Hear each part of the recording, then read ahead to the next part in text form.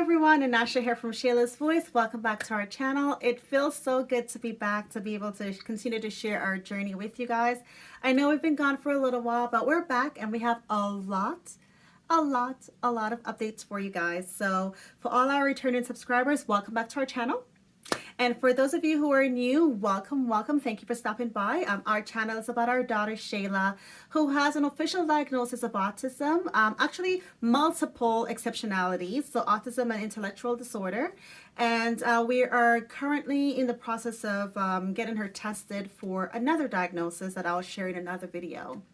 So if you want to hear more about her journey, if you want to hear more from us, hit that subscribe button. When videos get uploaded, you will be one of the first people to know. So let's get into it. So in our last video, the catch up with Shayla, I mentioned that her pediatrician had some concerns about her growth, her height, and her weight. So in this video, I'm just going to go into it a little bit more detail to let you guys know what's going on and why the pediatrician is concerned. So as you know, every year we do the physicals and so on. So Shayla had her physical done late last year. She saw her pediatrician and mid last year, she saw her pediatrician. And her pediatrician is amazing. Like, we love her. So she had a concern in regards to Shayla's height and her weight. According to her and the growth chart, she showed it to me. Shayla had not grown. She had not gained weight and she had not grown in height.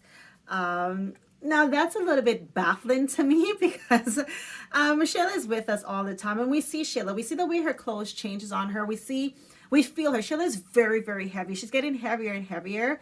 Her clothes, you can see that her clothes are getting shorter, her clothes are getting tighter. So when the pediatrician said that she had not gained any weight and had not grown any, I'm like, what? What's going on? Because to me, I can see that it's happening, but according to the charts, it was not happening. So we know that Shayla has been, her diet has been a little bit different. And it's because Shayla is extremely constipated. So we decided to do the gluten, the dairy-free for her to help regulate her digestion and so on. And we have that regulated now. So we know that she's not eating the typical foods out there. We know that she doesn't eat any junk food. She doesn't eat anything like that. To me, she eats healthy. Can we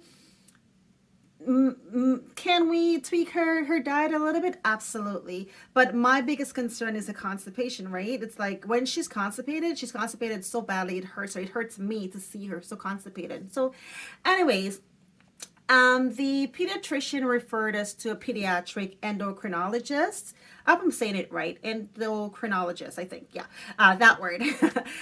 She referred us to the specialist in regards to her growth and height. So this specialist, what they do is I think they work with hormones in regards to growth. If there's growth failure, if there's any symptoms that can disrupt your growth and your weight, that's what they do. So anyways, we went to see, we had a phone conversation with her for our first appointment. And basically what she did, she asked us about our genetics, our family history, Shayla, her birth and so on, her diagnosis, her diet. Her diet was big. So in talking to her and everything, what we decided to do at the end of the call was to switch up Shayla's diet. Switch it up completely. Start giving her everything, and I mean everything: the pastas, the rice, the breads, the everything, the cheese, the everything. She was eating some of that stuff, but again, we're doing the dieted portion of it, the gluten-free, the dairy-free, and so on. So now we're doing everything full-blown. And in regards to the constipation, what we would do to mitigate that was we would do Restorelax. So I should mention that in the process of all of this, we saw her neurologist, and her neurologist is concerned that Shayla may actually have Rett syndrome. That's a note. That's a whole other video. So we will talk about that in another video. But this will actually play a role in this video a tiny bit. So we did mention that to the specialist as well, that we are waiting for genetic testing for Rett syndrome. So at the end of the call, we decided on changing the diet, and we would do a follow-up in person with the specialist. So a month later was when the follow-up happened.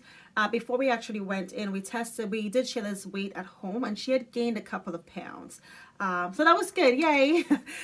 So we went into the specialist, and she did her height, she did her weight again, and she confirmed, yes, she gained a couple pounds, but she had not grown any. In regards to her height. Her height was the same. And looking at her growth chart, she confirmed what her pediatrician had said in regards to, yeah, there's a bit of a concern here. So our next step was to continue to do the food as we were doing, as well as take it one step further and do a bone age check. Bone age check? Is that a thing? It is a thing. I had never heard of this before, bone age. So the bone age basically is an x-ray of the child's hand, and that would tell you how much the child's bones have grown in comparison to their age. So Shayla is 10. If her bone age came back as 8, then we know there's something happening there, right?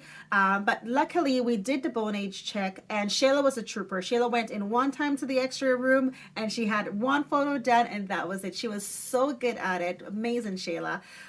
So we did that, and we got the results a week later, and it came back that Shayla was 11, which makes sense because obviously she's 10 now. She's turning 11 in a few weeks. So she was 11, right? So the doctor said, okay, so the bone age came in at 11, but based on how she looks, let's just say she's 10. The bone age came in as 10. I'm like, no, the bone age came in at 11. She's 11. But so that proved that she was where she needs to be in regards to the way her bones were growing. But still, they're concerned that she's not gaining weight. I just don't know how to explain it. I guess in their doctor lingo and thing that they have their things that they look at. But as a parent, it's like I can see my child growing. But anyways, so we decided to do a 2-month follow-up. And 2 months later, we went in, and she had not gained any weight. She had not grown any. She's eating the same. She's doing everything the same, but still, we have not had any weight gain. So it's like, what? Like, what's happening, right? She's eating everything. She's doing everything. But Shayla is extremely active as well, right? So it's like, I just don't know what's going on. So now the doctors are talking about possible growth hormones. I'm like, no, my child's not getting any growth hormones. But what we've decided to do now is to do some blood work. So they're going to test for specific things. We did the blood work, and I actually had to pay out of pocket for some of them, which is weird, but because they're so different, we had to do that. So we were waiting for the results for these, and with the blood work, they're going to test for specific things, and if any of these markers come back, then we know that we have another issue that we're dealing with, which is preventing her from growing. But if all the markers come back and they're fine, they're normal, the doctor asked right away, she's like, would you do the growth hormones? And I said right away, no, I will not do the growth hormones. I do not believe in pumping anything into Shayla. Shayla, it's very healthy. I think she's healthy. She's not sick. She's doing well. She's happy. She's fine. So I said no to the growth hormones. So that's where we are with that. It's a lot to take in. It's a lot to share, but that's where we are. But again, keeping in mind, I've always had in the back of my mind that that we are doing the genetic testing for Rett syndrome. And with Rett syndrome, the girls, their bodies grow differently. So this could actually be what the actual issue is in regards to Shayla's growth, that she actually does have Rett syndrome. But I don't want to confirm that until we actually do the genetics, and that's going to be a whole other video, so I'll definitely share that with you guys. But I wanted to share this journey with you about the bone age and her growth and her height. Have you guys seen this before? Leave a comment below. Let us know. Are your kids going through the same thing? Let us know in the comments below. If you know about Rett syndrome, if you're dealing with it, leave a comment. Let us know below. You know that we always appreciate your feedback. But that's my rambling for today. Yay, welcome back to my videos. That's our rambling for today. I appreciate you guys stopping by, and I appreciate all your support and all your love and all your feedback. So if you haven't already done so, like and subscribe, hit the notification bell. When new videos get uploaded, you will be one of the first people to know. We love you and we thank you, and we'll see you soon. Take care.